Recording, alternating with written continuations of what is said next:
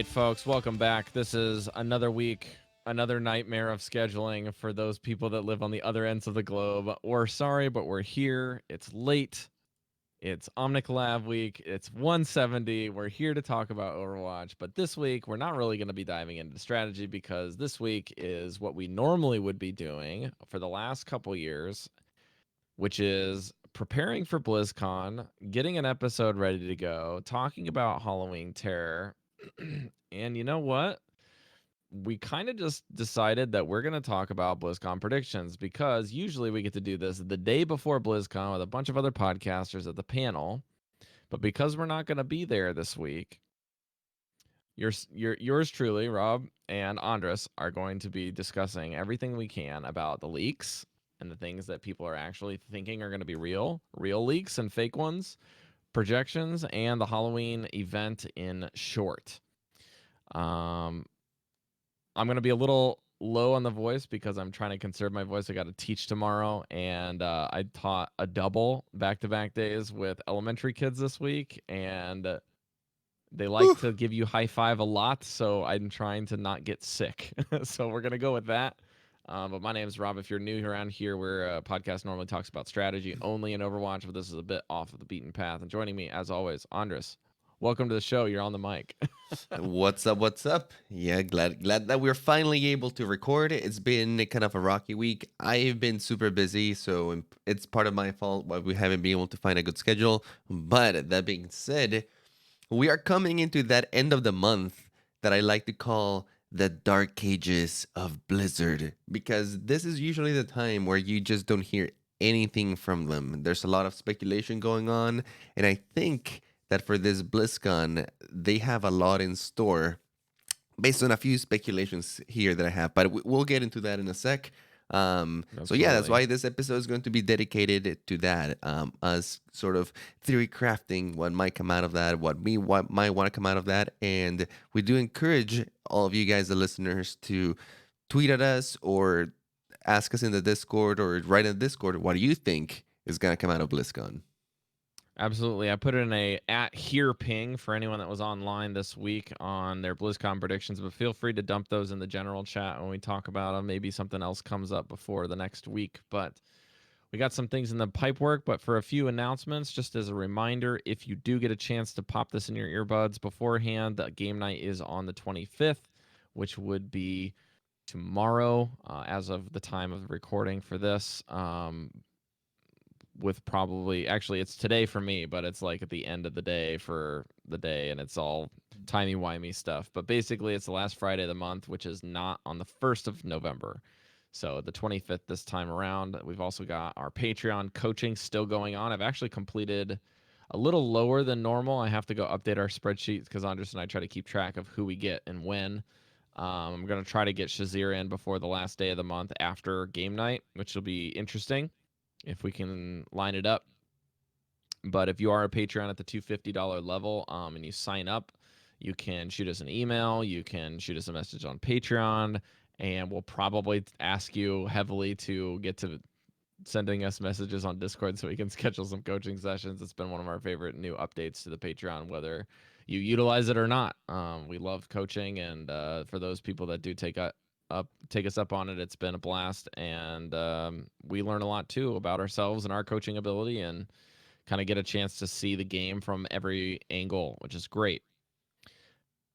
Overwatch is now on the Switch, so guess what? We rolled out a channel this week in our Discord, and people are enjoying the motion controls and the new rank system and the new platform, as well as the Junkenstein patch and the new PvE content. I'm going to kick it over to Andres here to give you the lowdown on what's going on with the 2019 skins and the event, kind of just go through it and then talk about our opinions, and then we'll get right into the BlizzCon stuff. Sure. Yeah, this year we have a lot of really good skins. We have the Demon Orisa, the Pharaoh Anna, which I love. This is one of my favorite skins. I love the flying little bandages that she has around her. Scorpion Widowmaker, a little creepy, but it's pretty cool too. Warlock Ash, Will-O-Wisp Tracer, Gorgon Lucio, Inferno Junkrat, and Vampire Baptiste. What's your favorite one? I like the Ana not because of how she looks, but the gun looks incredibly good in golden because it Hmm. looks like an artifact that you rip out of a sarcophagus. So I'm all about that business. The I totally Scorpion agree. Widowmaker's a close second. It looks pretty lit. Straight up Scorpion from Mortal Kombat references all over that one. Love it. Yeah, and this time around they did sort of a weekly release, so you could get some of the skins, right? Mm-hmm. You could get 1 week Inferno Junkrat, week 2 Vampire Baptiste, and then week 3 the Demon Hunter Sombra, which looks Which really was the cool. BlizzCon release. And this is Yeah, the first time it's been available since the there BlizzCon you go. patch. Ways to get it back. There's also the 3v3 arcade going around for ranked. If you want to do that in the arcade, you can do ranked 3v3. Somehow I got placed in gold for this, believe it or not. I don't know how that worked out. But that's what happens when you solo queue. It's probably just get into the BlizzCon stuff here. Nothing really to note here. BlizzCon is, or the Halloween event is just literally new skins and a couple new updates to arcade, and that's it. It is very blank this year. So we have three major things we're going to be using for both speculation and how we're going to be making a couple of our judgment calls. And then there is a fourth source that I will reference as a unofficial leaking source. So the first thing is the BlizzCon schedule that is released and is a link in our show notes, as well as the 2019 and 2018 floor plans of the venue. Both of those links will be kind of hopefully set up so that they're permalinks, because there's a page on Blizzard's website that you could link, and it just kind of cycles every year. So what normally happens at BlizzCon, if you're unaware of how they do things at large, is generally speaking, all of the big news will drop during open ceremony. Opening ceremony is pretty long, I'd say, and about an About like an hour or hour. so. Hmm. Yeah. And they kind of give you trailer, mini announcement, and then everyone in the crowd pog champs and loses their mind. That's basically opening ceremony. And then the rest of BlizzCon is kind of like, which game did you actually like about that? And let's go check it out. Then there's a bunch of panels, and if you have a game that you basically don't really like or a game that you don't really play, there's at least three other things going on, and generally speaking, two or more of those things are esports related with one of the franchises. Now, historically, last year, they had everything in pretty much the exact same place that they had in the first year that Andres and I went. So between 2017 and 2018, floor plan was basically unchanged with a small minor update to some art pieces moved around. The security stuff was a major headache last year. And they also had they moved some random testing chambers over for Diablo Immortal, which was supposed to be the pinnacle announcement and ended up being a flop. So this year, Andres, Let's have you seen these things? Have you looked at them? yeah, I've seen a lot of these things. And before we get into just those, because there's a lot of juice to talk about in there. Let's touch on that. Let's touch on the previous BlizzCon and sort of set the stage for this BlizzCon, because I think it has a lot to do with the announcements that they have in store. Yeah. Um, I think that this BlizzCon is very crucial for Blizzard right now, based on how last BlizzCon went. Like you said, last year, one of their biggest announcements in opening ceremony was Diablo Immortal, and we all know how that went. Not the biggest reception for the game, and I think that there's still some memes going around there about phones and whatnot, based on that event. So they gotta come back from that, and two, they've had a shaky year. To be honest, and to just speak from like a very unbiased perspective, Blizzard has had a very shaky year where a lot of companies have really taken the lead. If you look at Riot right now, they're in an up and up. They have Teamfight Tactics, which has been one of the biggest breakthrough games of this year. They just announced a bunch of other titles. They announced their hero shooter, which is supposed to combine Overwatch and Counter Strike. They're also announcing a new card game, which is directly going to compete with Hearthstone. And they And the announced, I beta's out think, now. and the beta's out now. Yeah, absolutely. And they also announced a fighting game, which haven't looked too much It's been in the into. works for a long time, and they have been basically pushing it back further and further, which generally means when it does come out, it's going to be real good. They've been bunkering down, and nobody had heard about any of these projects, and I think that Riot was very tactical. I think that Riot decided to release this announcement just at the right time. One, a little bit before BlizzCon, and two, right when Blizzard was going through the whole um, Hong Kong Hearthstone Debacle. debacle. Yeah. Yeah, that right when that started, I think that Riot saw their opportunity and they attacked, and their attack was merciless. They release titles that are going to directly compete with Blizzard on almost every front. And they almost seems like they're doing what Blizzard set out to do some years ago, right? Mm. Build a whole ecosystem that you didn't have to ever leave. You like MMOs? We got you. You like first person shooters? We got you. You like MOBAs and strategy games or RTSs? We got you, right? And I And think auto it's taken chess. them, yeah, it's taken them some time to get there. It's been a rocky road, and they've been focusing a lot on their main titles. So I think that that project has evolved rather slow. And with their merger with Activision, I think they try to fill in some of the gaps, bringing Destiny, bringing Call of Duty. But so far, I don't know if that's been the most successful partnership out there. There's been some good titles, but Destiny kind of like flourished and then Bailed. bailed bailed a little bit, and they're out of the company now. They're just on their own, and I've heard that they're doing quite good on their own. So I guess why I'm saying all of this is that everything is converging so that this BlizzCon is the opportunity for Blizzard to prove itself, right? I think They have to bounce back. everybody Like, has their eyes on them and if right they now. don't, it's over. Like, and I'm not saying it's over as in the titles are gone or the things that people are enjoying are have no hope.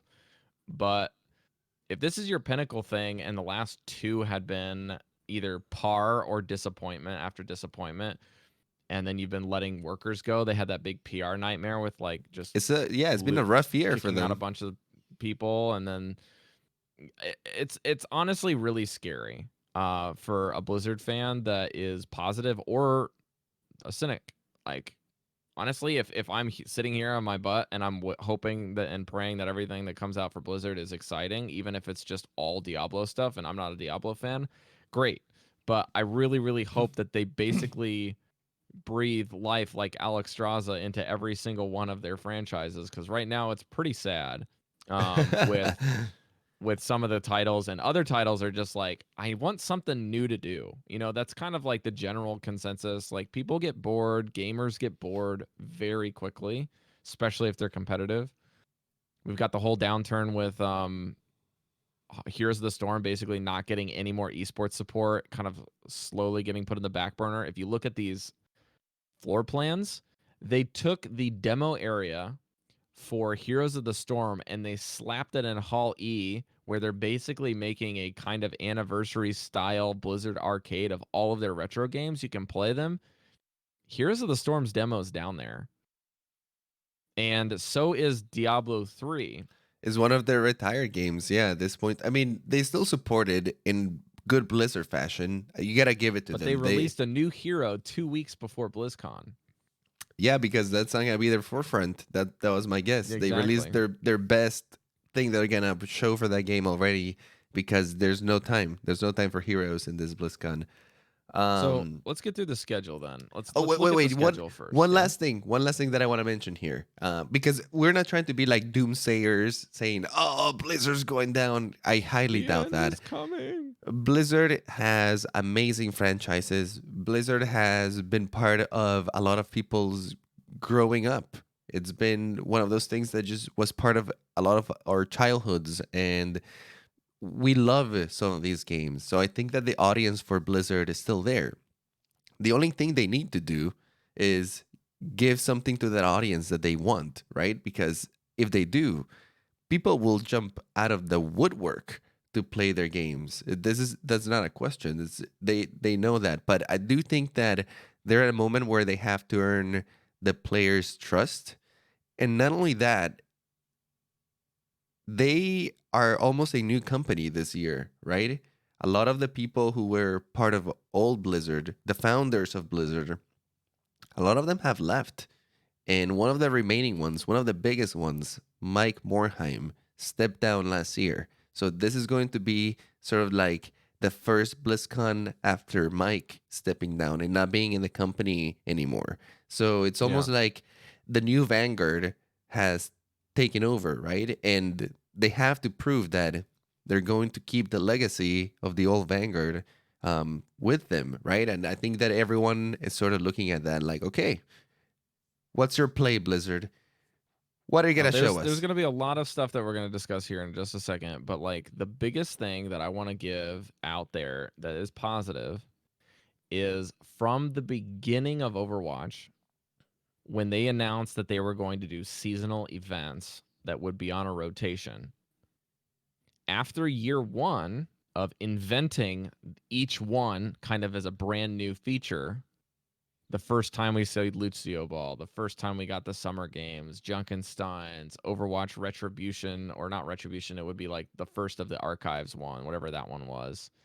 Each of these events was brand new the first year, and then the next year and last year, up leading into BlizzCon, each time the only event that has ever seen a significant adjustment has been the Archives event. So that to me is very telling that there has been over 6 months, over 12 months of possible, maybe even over 24 months of possible developmental efforts and time that have been dedicated to building a brand new set of Overwatch something in general, because you don't push out this many cycles of seasonal events and just allocate all of those resources to hero development and then maps. Like that doesn't make any sense to me. Like they have to be cooking up something, whether they're working on new IPs or Overwatch something. Like they've got to be developing something else. So that's my big like boon is like it's almost a matter of months and time whether something's coming out rather than like if it's going to be good or disappointing is kind of irrelevant. It's like they're working on something, you know what I mean? So let's get into this. So typically the way that they do it is they have a what's next panel for each of the franchises listed on the schedule. But this year they have no what's next panels. They have whatever the game's name is and an update tag next to it, if it's listed at all. And if it's not listed, then it's not there. There's no further update that's coming to that game, likely. So notable things that are missing from this are Diablo and um, WoW Classic, the current franchise games and or planned games that we heard about last year that don't have anything. And also StarCraft, sorry. Those are the 3 main ones. But StarCraft didn't have one last year either. I think for the first time possibly ever. So we have those 3 titles that are listed. And also StarCraft, believe it or not, is in the same location on the map in Hall E in the Blizzard Arcade. StarCraft 2 demo is there with the remaster. So this means that Heroes of the Storm and StarCraft 2 have been slapped in there. And also, if you look at the schedule, StarCraft is not even listed beyond the WCS or the World Championship Series finals on day 1.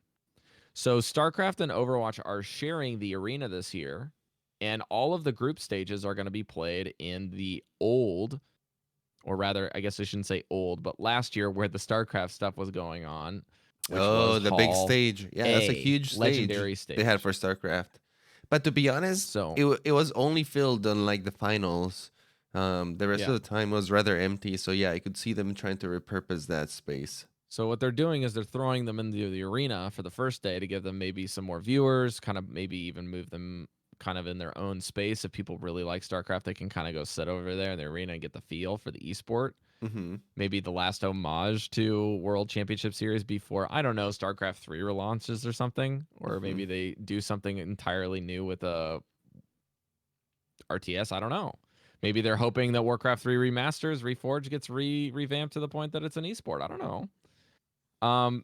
There's all kinds of speculation, but the interesting stuff here is that what is absent from these updates, and that there are not 1, not 2, and not 3, but 6 coming soon, completely blank slate updates on the main stage, I'll add, on 2 different days. Not only are there 4 coming soon on the first day, there's 2 more on the second day. And on the second day of the main stage, the only other games that are getting updates on the main stage are, you guessed it, the cash cow of Blizzard, World of Warcraft, and what do you think's next? Overwatch. So those are the 2 other games that are going to hit the main stage in any stretch of updates. Whereas historically, all of the game franchises have been there. But all of the other games that have updates are going to be in, I think, Hall B or Hall C, or the Epic stage, whatever it's called. Yeah. Epic stage, North Hall, level 2. So this is on the north quarter, like all the way over. That's where they're doing the Heroes of the Storm and the Hearthstone updates. Kind of upstairs, banished in the corner. What they did to Hearthstone last year, where they put it in the basement.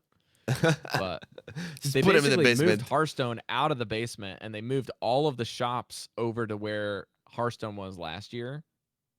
And then they've moved registration outside, like way outside, down the main stretch. You register outside of the building, which is super nice. And then back where the old Blink Stop and registration and store was the previous year, that is an entire arcade area for retro games of Blizzard. Oh, that's So cool. super interesting new setup. Anders, thoughts? I've been talking Yeah, a lot. yeah, that's definitely interesting. Definitely a lot of shifting around. Like, it does seem, from what you're saying and from looking at the schedule, that their focus is shifting from a lot of their pre-existing franchises and older games, and they're announcing something big, and whatever that is not only one thing, but is several things. And we know that Riot announced a lot of games. Maybe Blizzard is trying to counter respond over here. Maybe they know that now is the time to sort of announce some of the projects that they have on the works. We know that after the whole Diablo Immortal thing, they've gone super quiet on that front. They haven't even brought up Diablo Immortal ever since then. So I would say the lowest hanging fruit is at least they're announcing a new Diablo project, right, for the PC, Diablo 4, if you want to call it that. But it does seem that they might want to redeem themselves with that crowd and be like, guys, we got Diablo 4 and Diablo Immortal is coming too, really quietly on the side. Yeah, the other cool, interesting thing that I'll say about the floor plan that I forgot to talk about is if you look at Dark Moon Fair and where the Epic stage is on the second floor of outside the arena, last year Dark Moon Fair had 2 stages in front of it, plus a Nerf like mini game that you could play. So super detailed stuff. This year it's like there's 1 stage in Dark Moon Fair, 1, and there's basically a bulleted list there of what's included versus like very particular like big zones that people normally go to with like walled off zones. And then they moved everything outside of the North Hall on the main floor, and they put Hearthstone where Heroes was last year. So that's what they did, is they replaced Heroes with Hearthstone, and they put Heroes in the arcade section where the old shop was. So they basically took Dark Moon Fair, old Hearthstone, Heroes of the Storm, and the store, and they put it on a rotational like circus, and they moved it around. That's basically what happened. And then they took Overwatch and StarCraft and slapped them together and said, "Y'all get along. We're gonna split you up in 2 days. All of the elimination rounds and group stages is gonna be here, and then tomorrow y'all be in the arena, and that's where you guys can go play." But StarCraft gets the arena first, which if I was at BlizzCon this year, just out of pure tradition, I'm sure Andres and I would still go to the arena regardless if it's taken over by StarCraft on day 1, just because that's where our That first arena is memories pretty were. comfortable and it's a pretty cool way to watch. And if you have been tired Yeah. of walking around the venue and just kind of want to sit down and check out some amazing play, because it's just nice that like some of the best players in the world are just playing like right there next to you as you're like walking by. Exactly. So even if you're not like a huge fan of StarCraft, or even if you've never seen it in your life, if you're at BlizzCon, I would still stop by. And that arena is super comfy. The screens are super good to look at from any angle, honestly. Yeah. And the casters are usually awesome. So if you just want a little break from the sun, from the heat, or just from walking in general, because trust me, you will be doing that a lot.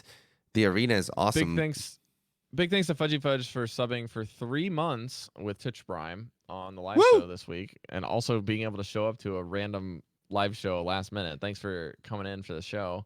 If you guys are curious about anything to do with Hearthstone's esports or WoW esports, I'll just mention that on the first day is when MDI is going on. MDI is kind of like the dungeon speed run, high tiers, super stuff for WoW.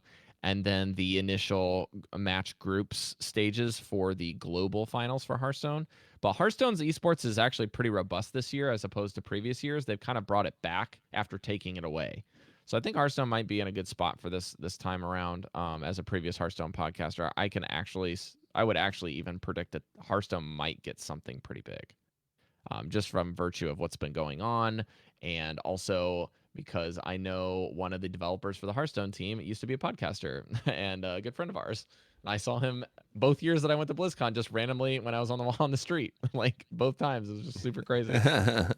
But anyways, let's look at this. Like we've got another thing about Hall D, which is the largest stage of BlizzCon. It used to be the biggest stage. Now it's kind of one of the larger ones. There is a significant large area of blank space, which is what happened when Overwatch was announced and they demoed it there, and also what happened with Diablo Immortal, albeit small, but they paired it with a bunch of Diablo art and kind of celebration for Diablo there as well. So, as I pull up in my show notes over here, there's also something that's kind of interesting where Diablo 4 was actually leaked in Germany because of an art book that was coming out that includes Diablo, Diablo 2, Diablo 3, and you guessed it, Diablo 4, and the logo, or rather, the way that they're just choosing to release Diablo is going to be with a I and a V, typical of normal Roman characters. So that is my guess, is that's going to be the logo in some stretch of the imagination. Diablo 4 is going to be mega big, and that's going to be definitely one of, if not a few of, the coming soon panels. Now, Andres, what do you think is happening between those coming soon 6 panels on the main stage throughout 2 days of BlizzCon? That seems a bit much to kind of pile on one new franchise to me, No, doesn't it? definitely. I don't think it's going to be just one new franchise. Like we said, Diablo 4 is almost like a given at this point, or at least a new Diablo franchise. They Mm-hmm. have stated in the past that they are working on it, especially last year when there was that whole debacle. Eventually, they did come out and say, guys, we are working on an unannounced Diablo project in good Blizzard fashion, but it won't be ready for this BlizzCon, and we're still working on it. Mm-hmm. So it does seem like this year that might be it, which that makes me excited. I'm a huge fan of Diablo. I think that Diablo 3 was sort of a failed attempt at a certain game when they first launched. And then they really harshly changed directions and made it into a slightly different kind of game towards the end, which was more in line with the idea of Diablo, I think. So Mm-hmm. I wonder if they have learned a lot from their mistakes. And I do wonder what this iteration of Diablo would mean for the PC. I think there's a lot of potential in that franchise, and with the way that the game plays, if you do it the right way, you can get people playing for a very, very long time. So I'm looking forward to that. I'm a fan of that type of games, the strategy, kind of like the number crunching, and just the idea of taking one character and just making it almost infinitely strong and always being able to progress in some sort of way. I do find that appealing. So looking forward Mm-hmm. to that announcement. But that leaves us with the other ones because we really haven't heard too much. I know that rumors of Overwatch 2 have been sort of floating around, and those have been a few bigger outlets have covered it. I think that Kotaku released a article about Overwatch that. Central, and of course the Overwatch. Your Overwatch guys have been covering this extensively with the person in question of Metro Overwatch, or Metro as a streamer known for his hit scam play on the ladder and DPS streaming. But apparently he called the Ash Bob thing last year and wasn't wrong, even though it was relatively late in the cycle, like a couple of weeks before BlizzCon, similar to this time around. Hmm. However, some of the questions and things that he brought up about the game being a new version, about having a PvE and PvP also being in the play, how certain questions that he answered just didn't really seem right to me. And also seemed like they were potentially open-ended where they hadn't quite made a decision on it yet as to how they're going to approach it or if they're going to adjust it before it actually launches. Also, the whole thing about not having a hero or a new map for Overwatch Original if they do release a new one. To me, I said this in Discord this week, but to me, that seems very short sighted because if you're developing a really new title, unless it's basically ready to go on a PTR with an expansion price gate coming up in the next month, then players are not going to be very happy with the current thing because they still have to wait for the next one. You're just getting an announcement. So to me, it Hmm. seems like a new hero, a new map are definitely coming. It's definitely not the main announcement, but it could be a large debate in order to make the announcement of the next thing. I think that's very plausible as well. Yeah, well, let's talk about what it could possibly be because I agree with you. I think that a direct replacement to Overwatch right now is just not good business for them. It doesn't make any Mm, sense. Why would you for spend right so now. much, yeah, development power to create the same game, but maybe with a few changes and maybe with like some other heroes? I just highly doubt that they're doing that. In fact, if they're working on an Overwatch 2, I would think it's more of a compliment to Overwatch right now. If anything, I think they Right. would leave the game as is and continue building the game as their main PvP shooter MOBA style kind of game and keep iterating on it. And like you said, I think that Overwatch is still going to have big announcements. I think that this year we might even get more than one hero. It's a possibility. We know that they have a lot of them in store. Um, Their they development cycles have been announced in the past that it takes 6 to 8 months development cycle. Yeah. Or they might do something like Fortnite did, right? Where they did the whole black hole and then, oh, we're Shut back everything into down. chapter 2, new map. And it's almost like a new breath to the game. They might also be Sure. planning to do something like that, where, like, oh, this is going to be phase 2 of Overwatch. We're going to release 5 new heroes, like something that would really shake up the game and maybe some big changes or updates Just to. bananas comps, yeah. Yeah, I could picture something like that for them to announce something big, or we might at least get the usual what they do, at least one hero, one map, Mhm. and maybe like some announcements of what might come into the future. Um, but I think that Overwatch is still going to have a mainstay in BlizzCon, and they're still going to Yeah. iterate it. But that leaves us with what could Overwatch 2 be, or if they do something different, what could it be? And I do What do think you think, maybe Andres? What do you think maybe it could be? a PVE style of Overwatch, I think would make sense. One, because it wouldn't compete with the main title that they have right now, and two, I think would be a huge compliment. Overwatch is rich in franchise in lore, and like that franchise is like so overarching that a lot of people are get into it just because of the characters and the story behind it and sort of like that world that it puts you in, and are not as interested in the competition. A lot of people would like to play with the characters of Overwatch, but not in the setting that they're put in the current game. So I think that a more team based, where maybe it's more co op, you're playing with your friends, you're playing with your buddies or online against sort of a AI or sort of some people are speculating like maybe a Left 4 Dead style, which I could totally picture with the Omnic Crisis and like Omnic Wars and Overwatch being like a tactical team that goes in to disrupt sort of this Omnic operations. You could totally create like a mission based game where you're playing with Reinhardt, with Tracer, with Mercy, No, and you have to let me assemble a team to finish the mission or something. Sort of like what we have let in the me events right now. yeah, let me interrupt you with a little bit of information that Overwatch Central guys brought up, which was the guy that is very limited in kind of the dev updates that goes together with Jeff Kaplan, at least in year one cycle.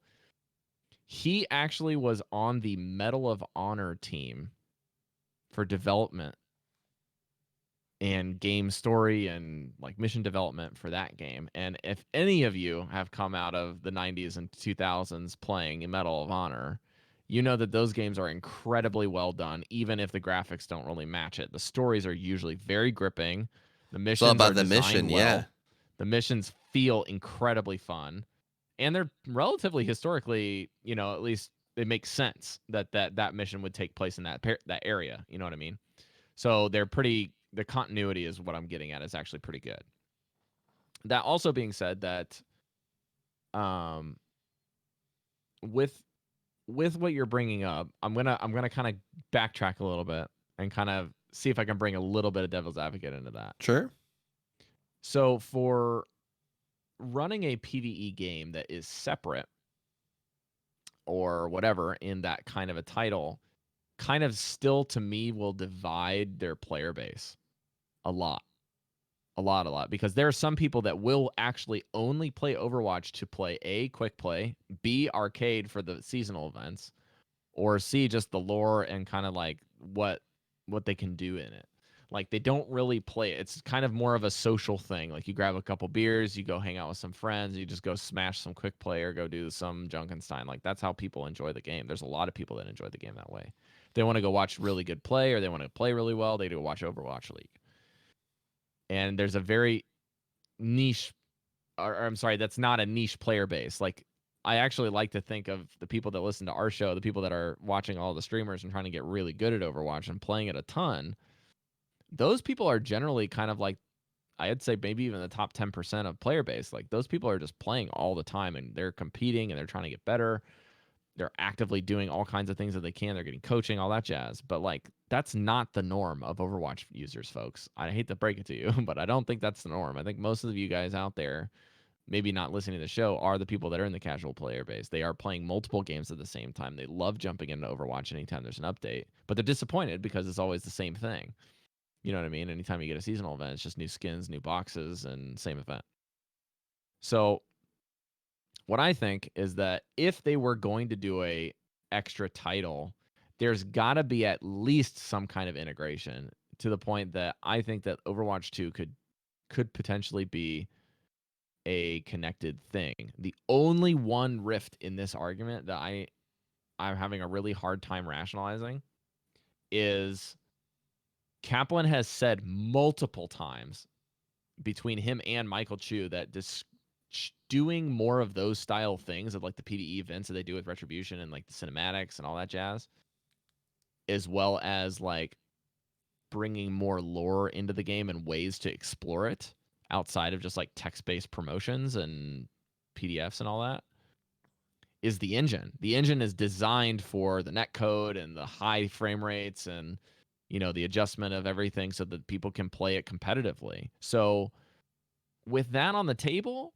if they could just basically build it out of a different engine and kind of a different baseline, but use kind of the same models and bring they them don't. over, that makes a lot of sense to me. If they make Yeah, it a and separate game, they wouldn't have to build it out and like a new engine. I'm pretty sure that the Overwatch engine is very capable, but they would just have to build the part of the engine that supports that the PvE PvE stuff. stuff. Yeah, Yeah, exactly. I think exactly. that's what they said was their biggest limitation. So I think if that's what's going on, that might be a very well and good possibility. But there was words of in the leaks of like tier-based systems, ability changes, which makes a lot of sense if it's only guaranteed to be PvE. And there was something that I think the Overwatch Central, your Overwatch guys were mentioning in their research, was that anytime Overwatch PvP for the Overwatch 2 leaks were mentioned, the PvP content had zero details describing how it was going to be PvP.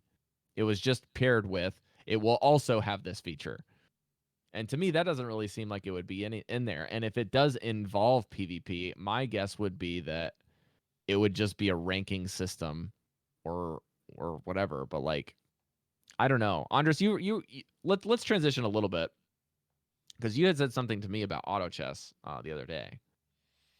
And you said you wanted to talk about that a little bit. Well, I was speculating as well, and like, yeah, we're transitioning out of Overwatch. I think that Overwatch is gonna have a big announcement, and they might be like a sequel or some sort of complementary Overwatch game that it will be coming next to it, or at least Overwatch new chapter, sort of like Fortnite did, right? Like some Yeah. big change like that. So aside from that, what we're left is, what about the other ones? And what is Blizzard Yeah. thinking of doing right now? They just canceled their MOBA project, Heroes of the Storm. And to be honest, Blizzard was kind of late to the party on that one. MOBAs originated in their game, inside their game. It's like Blizzard was the mother of MOBAs. They birthed MOBAs into the world with Dota back in the days of Warcraft, and they never capitalized on it, right? They never really took that success and sort of integrated it into their company or made it a standalone game. They kind of left it be, and other companies capitalized on that hard, right? You had Dota 2 spark out of that. You had League of Legends spark out of that as well, and a bunch of other titles out there that some of you haven't might not even heard, but they were created because of that game originally. And then finally, after many years, and after Riot grew into a giant company, Blizzard decided, you know what, we'll make our own MOBA too. But it was a little late. They tried breaking into the competitive market, and it was just too saturated. And people already knew what they wanted, and companies were already providing that. So I think that they realized that last year, and unfortunately for most of the Heroes players that were serious about the game, um, it's gone. It's gone now, and it's now in their arcade, their vintage games. But that being Yeah. said, is what is going to be their new venture? And right now, Auto Chess or Team Fight Tactics or the Dota version of it, I can't remember what it's called. That's sort of been like the new genre that's been sort of sparking up. Is Blizzard trying to capitalize on that? Will they try to jump into that market? I think that they have a deep enough roster that they could definitely use any of their franchises to do that. And who knows? That might be a possibility of one of the new games that they announce. Especially with the same thing of Heroes and StarCraft, especially being the two games that are getting cycled. To me, that seems like StarCraft 3 is maybe on the horizon, but maybe StarCraft 3 isn't an RTS. That's what I'm thinking. I think that that's a very big possibility that StarCraft 3 could be coming, and it's not an RTS. And the other thing that is obviously coming is Warcraft 3, and what comes out of that, esports wise and competitively, as well as additional features. They've been relatively quiet about. Like, we just got a bunch of leaked updates about like icons and models and stuff, and they're going to showcase all of that in their update, but I don't know what that means for the coming next. Again, we mentioned that one of those 6 or one of those 4 day one slots is likely Diablo 4, as well as that being one of the biggest testing areas. And in this auto chess thing, Andres, we talked about this last night. It's also a very good possibility that the StarCraft and the Heroes franchises, or at least the ideas of what characters are included in that and how they're kind of made, make the most sense for being the two pinnacle pieces that get added to the auto chess genre. Because auto chess right now is basically Dota and League of Legends Heroes from a MOBA. And what is the only MOBA thing that Blizzard's made is Heroes. And so if they transition all of their Heroes models into a new system and basically port in their own version and start updating it for this, that would make a lot of sense. There's also something that people have been crying for a long time with any franchise is if they don't have a fighting game, please make one, that kind of thing. Fighting game could also be a possibility. Maybe they use Heroes of the Storm, maybe they don't, but I I have a hard time visualizing how Blizzard would ever make it unless it's just a new thing altogether, like a brand new IP, and that's also a possibility at this point. I'm not Yeah, leaving any holds barred on the table, I think that but there's definitely some StarCraft untapped Auto Chess sounds potential. super cool. Yeah, and there's definitely some untapped potential with fighting games. I think that the fighting game community is huge. At least here in Atlanta, it's one of the biggest ones, even over like FPS community or this strategy In or, Japan, or it's the card number trading. one game style. It's huge. There's a huge market there, and I think that the biggest players, aka Nintendo, with Super Smash Brothers, they really haven't capitalized on that competitive market. They've been very hands off and been like, "Yep, here's the game. You guys do it yourselves," which it's good and in one way, in some ways, like the community has grown very organically. But there's definitely, I think, room for a company to come in there and create very organized competition, sort of how they've done with some of their other titles. Um, because I mean, if you create a fantastic fighting game, I think that the players are there to play it. Yeah. The other thing that haven't really talked much about, which is Diablo Immortal, the mobile section, the mobile arm of Blizzard directly, because Blizzard Blizzard's parent company, Activision Blizzard, is involved in mobile titles for sure, but like this is the first Blizzard game that they're moving into this space. and then also WoW Classic. But I don't really see WoW Classic getting a major panel because it's like everything is in a preconceived schedule. Like it's all old patches, it's all set up. The only thing I could consider here would be some of the things that I had talked with the guild before I ended up like canceling my sub because I'm not playing as much.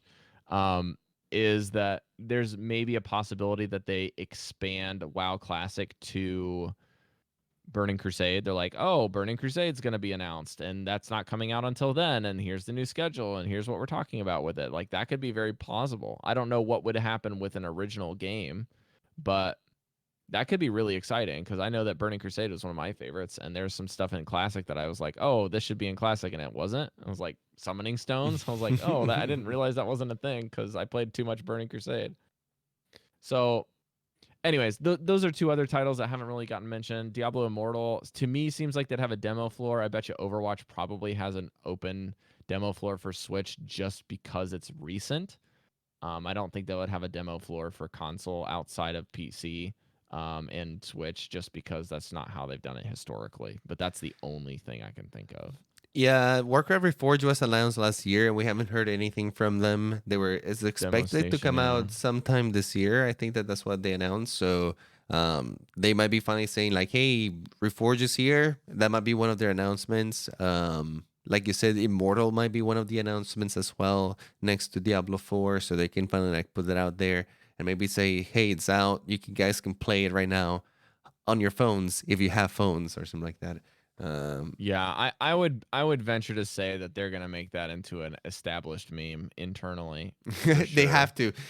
If they don't embrace it this year, like they're not doing it right. They You know, have to they would be embrace a their fool meme. to not even put it in their advertisement. If they put that stuff in their advertisement, that would be solid gold Do you PR guys work. have phones? Diablo Immortal is out. That's it. There's no graphics, there's no gameplay. It's just that.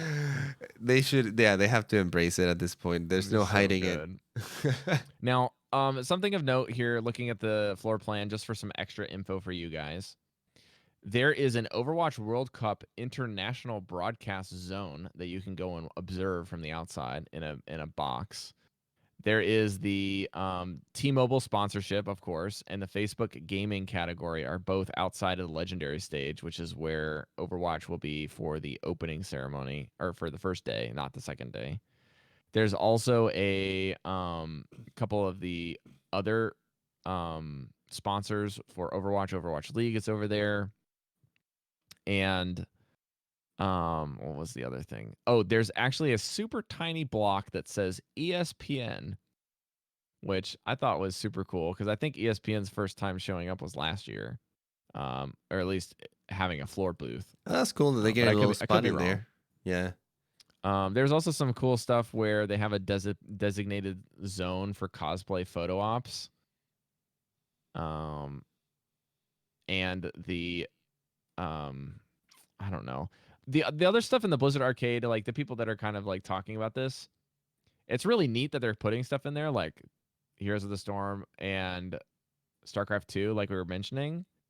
But there's a lot of other cool stuff in that area. Like they basically gutted the store, moved it to a completely different zone. They're like, let's just dump a bunch of games in here for you guys to go play. That sounds awesome to me, right? That's some pretty Blackthorn, cool. like original pixelated stuff. Blackthorn, there's a cinema, Diablo 1, Diablo 2, That is pretty cool. Heroes, Lost Vikings, Rock and Roll Racing, StarCraft Remastered, StarCraft 2, Warcraft 1, Warcraft 2, Warcraft 3 Reforged demo. So the demo is down there for Warcraft 3. But Oh, there's just a also demo? I wanted to just release it. yeah, I know, man. I'm so ready. There's something else that's like in that zone of just demo stuff. Like if they're putting Warcraft 3 down there, there's so much other stuff that they could be putting in. And like I don't know if the WoW Classic stuff is going to get put in a World of Warcraft demo or if they're just not going to do anything with it. No, And a couple. Overwatch demo area is massive, by the way. I don't know if you Yeah. saw that, Andres. It's way bigger than the other two demo zones. I was gonna say there's a couple other more outlandish ideas out there. Like we're just thinking about like what sort of would make Pretty sense with the conservative. current market, and we're being pretty conservative, but it could be a complete new game. Like it could be a sandbox style game. I think that one of the most popular games in the world right now is Minecraft, and it appeals to a wide variety of ages, and it's so great is because it's just up to most of the time the player, right? Here's a bunch of blocks in this huge world, go do whatever you want, right? You make up the story, you make up your own kind of like destiny there. And sandbox games like that can be super powerful. There's other games like that, like Sea of Thieves, for example, which is a sandbox games in a pirate themed world. It's also a great game. I think it's one of the most well crafted games in the past few years in terms of fun and the stories you can create with your friends, and how it feels to play. Every session is different. Both of those games, Minecraft and Sea of Thieves, I think are a fantastic genre. And Blizzard has never kind of ventured into there, and with their franchises and their ability, they could create a really cool sandbox game, whether it be, like Overwatch or World of Warcraft, or even like a new genre. They have the experience to experiment with different types of art to make it sort of like, pixelated or other things. I don't know. Oh, you know what's interesting, Andres? Don't they normally have the um closing ceremony entertainment announced by now? Oh yeah, they haven't announced an act. I wonder what they're gonna do for their closing ceremony. Hmm.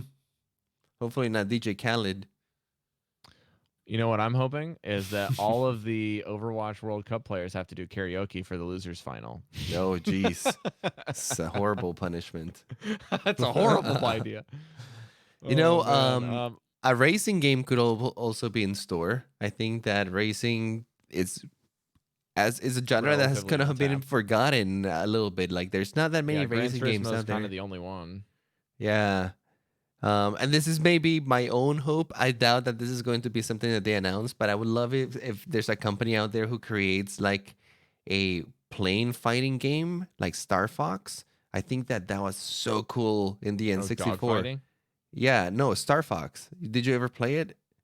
Yeah, dogfighting is what fighting in the air means, Andres. Oh, okay. Planes fighting. That's Oh, called yeah, dogfighting. yeah. I was like, not dog fighting, dude. Plane fighting. Idiot. That's funny. Well, you learn something new every day.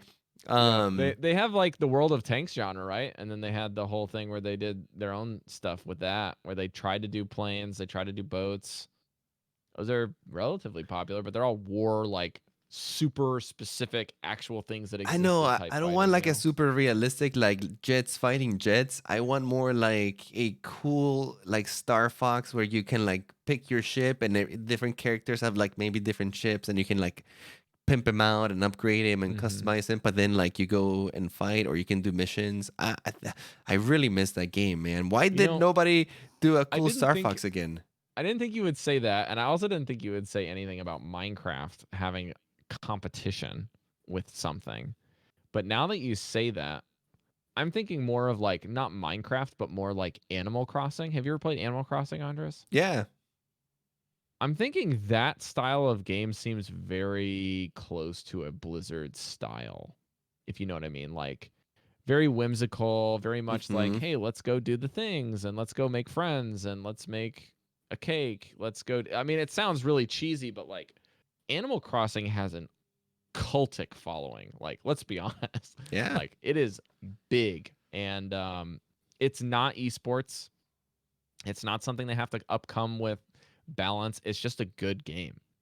That's what I'm saying. They Um, don't have to yeah. make every one of their titles esports. And maybe after Heroes, they've realized like, not every title needs to be competitive. Maybe we can have our competitive titles like Yeah. Overwatch and Hearthstone, but maybe we can have, John, like I think that there's some genres that can They've be been so trying to expansive. make Like WoW one sandbox too. games can be like so huge, right? Without even having to have competition. Minecraft has one of the most mind-blowingly large communities and content creators out there Hmm. because it's such a creative world. And to be fair, it's very simple to get started.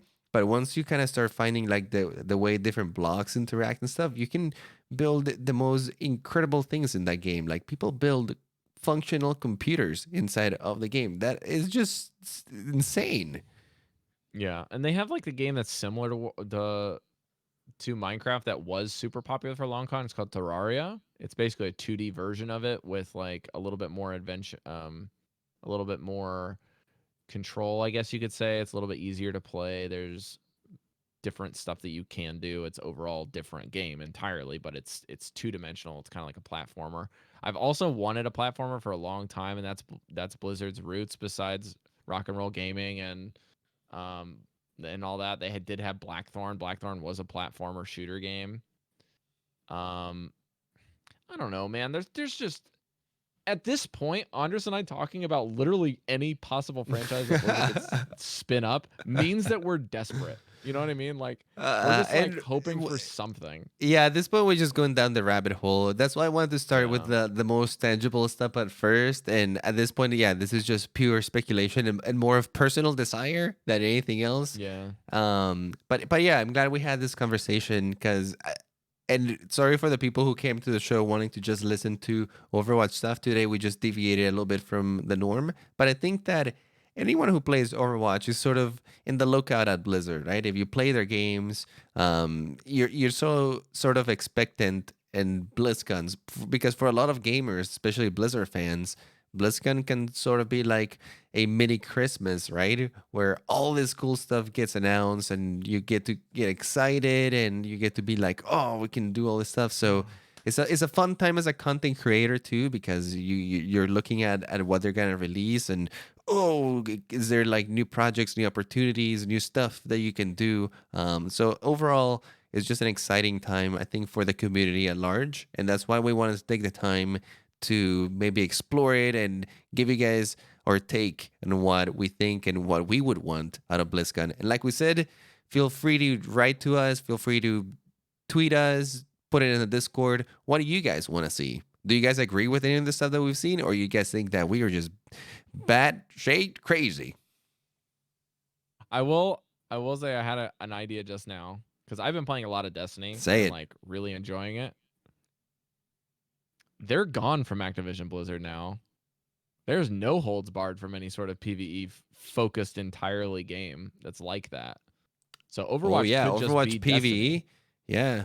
They were planning on Titan, which was sort of like Destiny with what it was supposed to PvP. be. Yeah, Yeah. so I wonder if like there's some remains of like wanting to do something like that. So yeah, that's Oh definitely a man, I will possibility. bail so fast on Destiny if they do that because I love playing Destiny. I don't know if you guys know this, but I played the most recent raid and did it in the first week with some friends. And I had a hard time doing it, but it was a lot of fun. I got a raid jacket Honestly, coming in the mail, so Destiny is a very it's fun sick. game. It's the closest we've gotten to a modern MMO with first person shooter Yeah. mechanics, and I think that's I what. get burned out at MMOs too quickly because it's just like those keys that you just hit over and over and over again. I love Mhm. having the aspect of having something on another axis of shooting and like a little bit of accuracy, skill shot stuff. Yeah, no, Makes things feel absolutely. really good.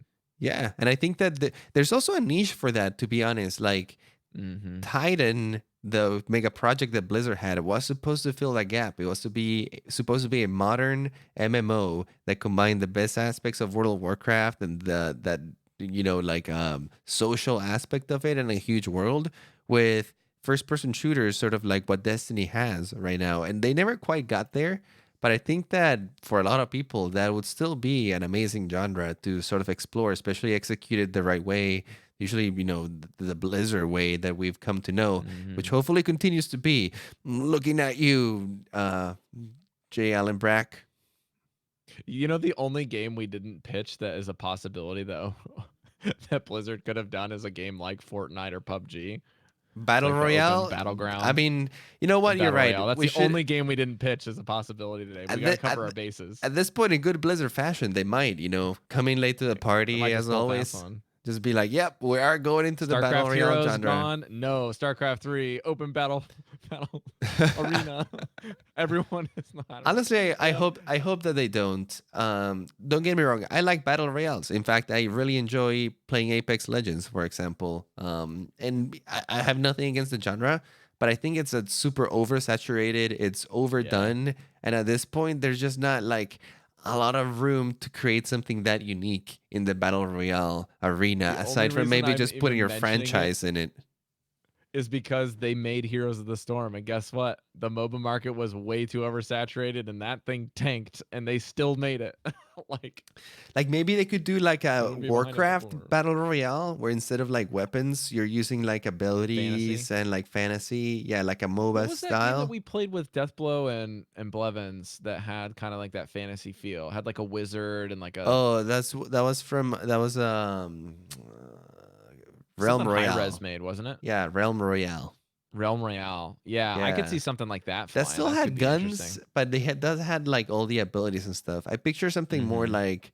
like Heroes, but in a 3D battle royale setting. So you still have kind of like the fantasy characters. So no guns. You just have maybe like your wand that you shoot, or maybe like chain lightning, or the abilities that you normally have. Yeah. That could Yeah. be interesting. Not I'm Could convincing be. myself into battle royales here. You just said you'll never see it, and you're like, I don't want it, and then now you're like, that could be fun. We did the whole circle. Oh man. Well, let's thank some people on our Twitch stream. We got Vast, I think that's how you say it, is a Twitch Prime sub for not 1 or 2, but 14 months. Thanks for the Twitch sub. And probably missed a few of the live broadcasts with your Twitch sub, but thank you. We finally getting that shout out on the live show, as well as Shazir for dropping 1,000 bits in the channel. Jazz, you can't you can't buy your freedom, okay? I'm just kidding. We're gonna still try to get that coaching session in, I promise. We'll see what we can do. But you guys, that's probably gonna do it for the rest of the show. We got one email that we can maybe get a chance to take a stab at. Andres, maybe you can answer this from Wanted Winston. I am a low elo player, losing most of my games as a main and off tank player when the enemy team goes to the Bastion composition. I feel like I'm not able to hold my shield long enough as an Orisa and Fortify to deal with the Bastion behind its own shield, as well as dedicated healing to support him. Can you suggest what tank player should do in this instance? Thanks, by the way, for the great podcast. Listen to every episode on my commute to work. Thanks for your email. Really appreciate you sending this in. Yeah, absolutely. Wanted Winston. This is not a problem that only you suffer. In fact, this is very common at lower ranks, especially, and even at sometimes at higher ranks. Here's the problem when you're going against a Bastion comp. If you, as an Orisa, want to sit there in front of him and compete against a Bastion, you sort of need your own Bastion. You're trying to win the shield break battle. So if you want to do that, you have to bring as much firepower, if not more, hopefully. Hopefully your off tank is helping you. Hopefully somebody is going Bastion and is helping you break the shield battle. The problem with this strategy is that it requires a fair amount of coordination. One, everyone has to agree that, okay, we're going the shield break thing, and then that's easier said than done. And two, you have to sort of do it in unison. As soon as you come out with your shield, your Bastion has to be able to sentry, your road hack has to be able to shoot, and everybody sort of shoot the shield at the same time so that you can win that power battle and kill them rather than kill you. And for comp, this is rather hard to do. So rather, what I like to do is use Bastion's number one weakness, and that is line of sight. The Bastion usually has to pick a position where he's very static, and he might not have vision of everything around you or everything around him. Try to look at the places where he can see you and sort of force that. To give you an example, in Numbani, sometimes people like playing Bastion, and they'll sit up there with the Orisa. But depending on which side they're sitting on, right below them, they really can't see you. A lot of the times I've gone Winston and jumped on the point right below them in the wall where they can't really even aim at me, and you sort of force them to either have to move or get out of sentry. And once they're out of sentry, they're not as dangerous, buying some space for your team. And if they fall into the point, then even better, right? Now they're in a vulnerable position. Now your team might be able to rush them. You can do this with other characters as well. With Orisa, you just have to be a little bit more careful. Play around walls and only come out when your shield is open, and know that your shield is going to break soon. So sort of have a place to go after your shield is breaking and try to break his line of sight.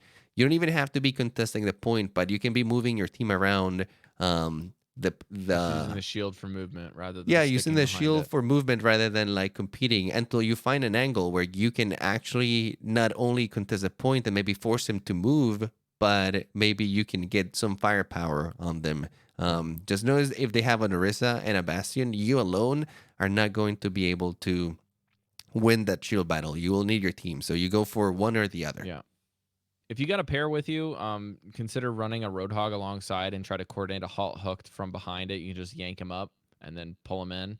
Another thing you can do is just simply run Roadhog and ask somebody else to main tank for you on your tank squad, or just run the Roadhog anyways. Try to get a good angle, wait for them to make a mistake, play super aggressive. Chances are, if you're playing in a lower elo, the Bastions really like to follow through or follow up on where the barriers are. So if you can just get the barriers to progressively move around and kind of get to a point where you can get a good line of sight behind the barrier, maybe take a long flank, hook the Bastion, and kill him with Roadhog, that's generally a really good idea. The other problem that comes into play if you're kind of exposed on this, if a Mercy's around for the res, you got to be ready for those sort of things. You got to predict that the res is going to come out and that it's saved for specifically Bastion. Mm-hmm. So got to keep in mind a couple other things in the back pocket if you're going to do certain things. But like Andres said, sometimes just running a really fast composition and just kind of running them over is also really good.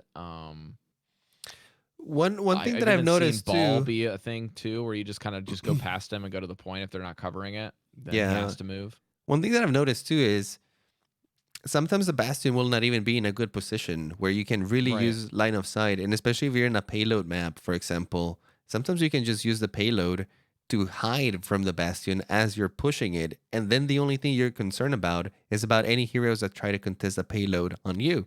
If they do, then Yeah. deal with those and still hide from the Bastion. Line of sight is your best friend against a Bastion because he's so static, right? The second you go on a wall or on a place where he can see you, then he can't shoot at you. So watch out for being out in the open, especially as a tank. He will eat you alive very fast. Always use cover That's what he does. and use your shields. If you can't have cover at the moment, use the shield as a momentary cover so you can relocate yourself. So use line of sight a lot. Um, Mobility helps, or bring your own Bastion. Pack your own Bastion and add a little bit of damage boost to the Mercy for a little bit of extra damage along the way.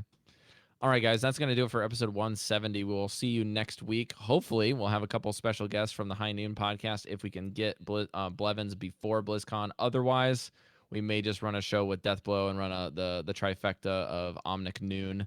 But the idea is we're going to try to get the next show out for you, and it will be a kind of BlizzCon post show, and if not, we'll cover some other stuff. But there's a lot of stuff going on in Overwatch League, a lot of stuff coming with World Cup we can talk about, as well as all the new updates. Special thanks to those on the Diamond sponsorship team for the show at patreon.com/OmnicLab. At the highest level, we've got Refire, Shazir, Shepard, Christoplaya, Darren W., and brand new to the block, Sensei Overwatch. Thank you guys for your support at the highest level. This list is getting shorter and shorter, folks, and we don't mind because this is hard to get on as a head sponsor. We don't mind if you guys need to drop down your pledges. Don't worry. But we do like any and everyone jumping on the regular squad, or even especially the plat squad, because that means we get to coach you and get to hang out. And so we got one new patron this week, Alex F, along with the coach squad with the platinum people. And if I had my phone, I could pull open the iTunes reviews, but instead I'm going to pull an Audible and use the website instead. We have a new iTunes review from Germany and from the United States, but it is not updating. 1 second. Should work here. My internet sucks when I need it. No, Is that that's too many always the tabs open, case. maybe? Yeah, I whenever you don't need know. technology, it's like, what? I Okay. don't. This is from Germany by someone named Sestro on October 20th. You have at least 2 German fans. Keep it up. Okay. We also have Doi Boy from United States with way too many eyes saying, "Great podcast. Thank you guys so much for the great content you provided these podcasts because I'm a new Overwatch player and they've helped me a lot. Can't wait for the next entry." Doi Boy.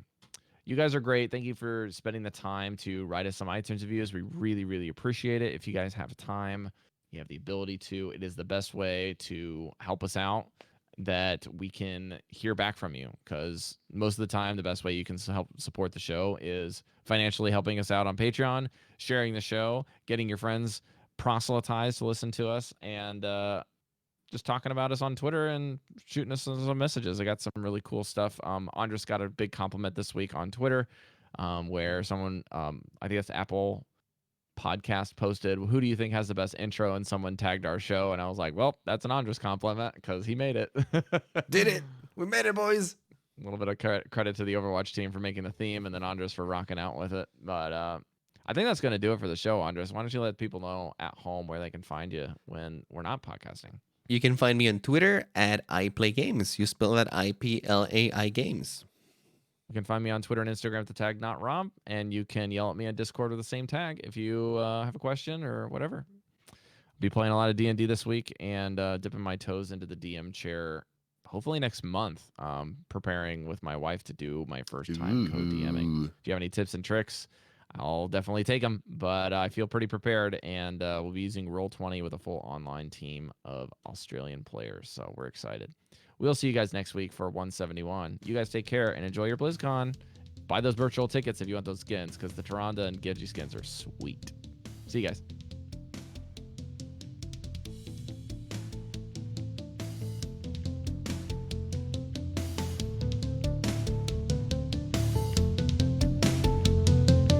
I have nothing more to teach you. The rest you must learn for yourself. Walk